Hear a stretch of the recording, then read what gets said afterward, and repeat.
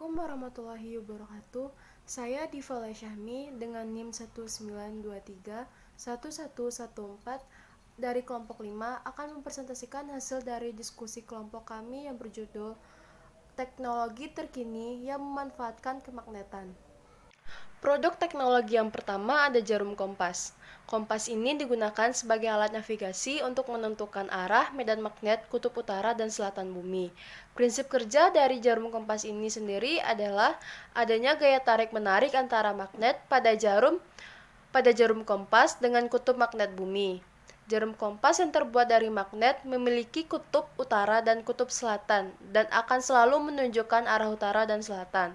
Mengapa demikian? Hal ini dikarenakan di dalam bumi seolah-olah ada bata magnet yang membujur dari arah utara hingga selatan bumi. Dengan posisi kutub utara, magnet berada pada kutub selatan bumi dan kutub selatan magnet berada pada kutub utara bumi. Produk yang kedua ada pintu kulkas. Pintu kulkas tidak didesain dengan tidak memiliki kunci maupun gembok. Hal ini dikarenakan pada pintu kulkas melekat sebuah magnet yang melekat pada sebuah karet pada pintu kulkas. Daya kemagnetan pada pintu kulkas ini dapat berkurang jika dikarenakan korosi. Karet pintu kulkas ini merupakan tempat yang mempunyai kelembapan yang tinggi. Kelembapan yang tinggi ini yang akan menyebabkan terjadinya korosi pada magnet. Produk yang ketiga ada MRI atau Magnetic Resonance Imaging, yaitu suatu alat kedokteran di bidang pemeriksaan diagnostik radiologi. Mesin MRI ini memiliki kumparan magnet yang menghasilkan medan magnet yang kuat, yang kemudian digunakan untuk memindai organ tubuh pasien. Medan magnet ini menyebabkan atom hidrogen di dalam tubuh manusia berada di sepanjang medan magnet. Dalam proses ini, atom hidrogen digunakan karena tubuh manusia didominasi oleh air atau H2O. Mesin MRI ini memaparkan serangkaian energi gelombang radio yang menyebabkan hanya atom hidrogen yang tereksitasi. Saat atom hidrogen yang tereksitasi berusaha kembali ke posisi di sepanjang medan magnet yang dihasilkan mesin, atom-atom tersebut melepaskan kelebihan energi yang diambil dari gelombang radio tersebut. Mesin MRI ini kemudian mendeteksi dan mencatat pelepasan energi tersebut. Dalam beberapa kasus, pasien sering diminta untuk menelan atau mendapatkan suntikan agen kontras seperti gadolinium sebelum proses pemindaian sehingga gambar MRI yang dihasilkan memiliki resolusi yang lebih baik dan memudahkan untuk menganalisisnya. Assalamualaikum warahmatullahi wabarakatuh. Perkenalkan, nama saya Muhammad Rizky dengan NIM 19231132. Saya akan melanjutkan materi yang disampaikan oleh teman saya sebelumnya, yaitu tentang dinamo sepeda. Pada dinamo sepeda, prinsip kerjanya itu energi gerak diubah menjadi energi listrik.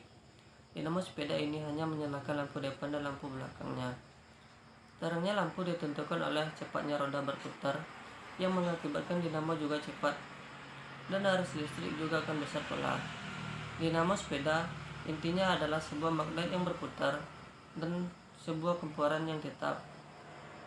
Bila roda sepeda berputar dan dinamo akan memutar sehingga roda akan memutar magnet. Selanjutnya adalah bel listrik. Bel listrik adalah salah satu alat yang mampu menghasilkan suara dari adanya perubahan energi listrik menjadi magnet, yang nantinya menimbulkan energi gerak yang berfungsi sebagai sumber pelaku timbulnya suara. Bel listrik yang dibuat dalam percobaan ini memiliki dua bagian utama, yaitu sebuah besi yang dililit kumparan dan sebuah sumber bunyi. Ketika arus listrik dialirkan pada kumparan, maka besi akan bersifat magnet sehingga dapat menarik sebuah besi yang lain atau pemukul, dan pemukul tersebut akan memukul bel sehingga terjadilah bunyi. Magnet induksi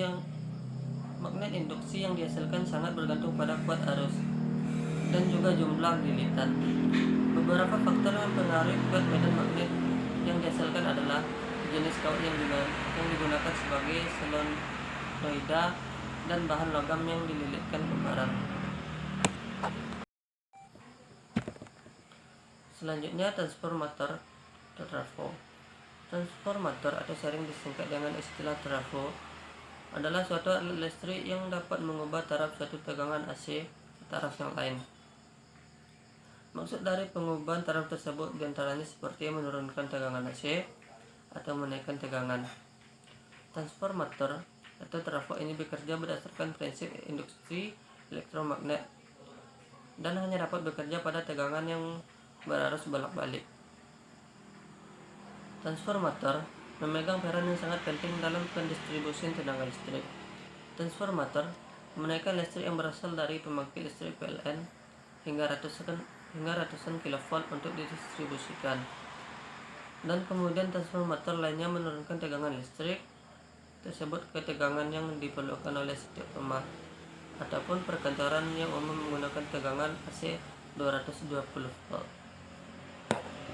Assalamualaikum warahmatullahi wabarakatuh. Perkenalkan, nama saya Rami Fadila dengan NIM 19231138. Baiklah, di sini saya akan melanjutkan pembahasan materi yang telah disampaikan oleh rekan saya sebelumnya, yaitu nomor 7, speaker dan mikrofon.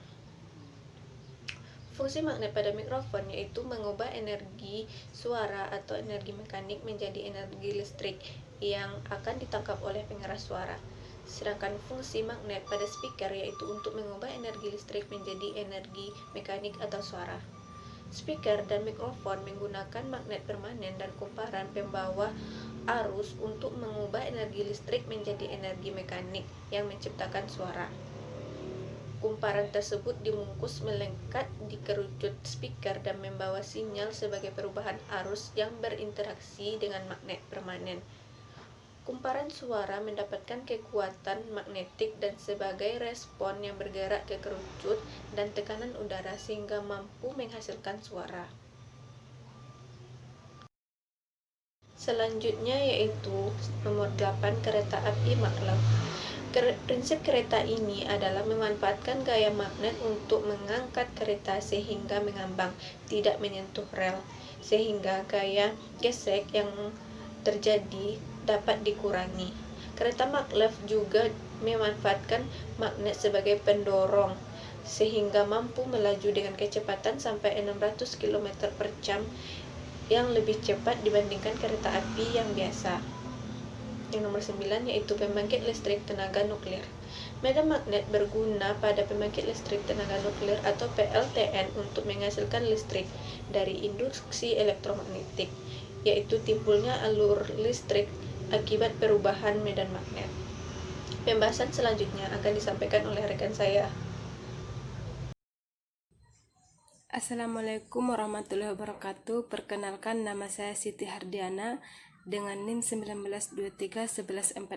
Baiklah, di sini saya ingin melanjutkan menjelaskan tentang alat ukur dan listrik. Penerapan gaya magnet pada alat ukur listrik seperti ampermeter dan voltmeter. Pada prinsipnya, alat tersebut menggunakan lilitan kawat yang diletakkan di tengah-tengah medan magnet. Saat arus listrik mengalir pada kumparan, timbul gaya magnet yang berbeda arah pada kedua sisi kumparan. Kedua gaya bekerja berlawanan arah sehingga membentuk momen gaya yang dapat memutar kumparan. Putaran kumparannya dijaga oleh pegas spiral agar kumparan tidak berputar, tetapi penunjuk yang ditempelkan pada kumparan akan menyimpang sesuai dengan besarnya kuat arus listrik. Besar simpangan jarum penunjuk pada kumparan telah dikalibrasi skalanya sehingga menunjukkan nilai kuat arus listrik. Berikutnya pada motor listrik. Merupakan alat yang berfungsi mengubah energi listrik menjadi energi gerak. Motor listrik terdiri atas kumpulan kawat yang dililitkan pada suatu tempat melalui sebuah poros. Kumparan itu diletakkan di dalam medan magnet. Setiap ujung kumparan dihubungkan dengan cincin belah atau disebut juga dengan komutator yang berfungsi sebagai penukar arus listrik. Pada saat kumparan berputar, pada cincin tersebut menempel semacam sikat kawat yang berguna untuk menghubungkan kutub-kutub arus listrik.